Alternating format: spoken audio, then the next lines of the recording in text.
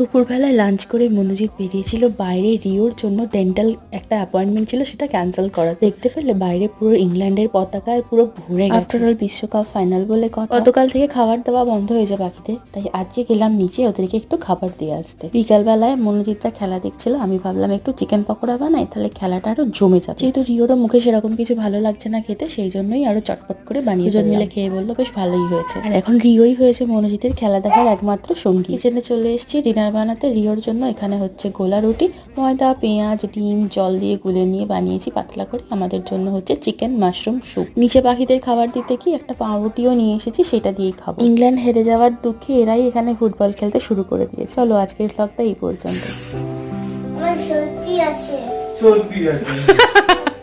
শক্তি গো, শক্তি আছে, তুমি বলে সর্দি আছে, কি মহা মুশকিলের ব্যাপার। রিওর খুব শক্তি, দারুণ মারছো তুমি।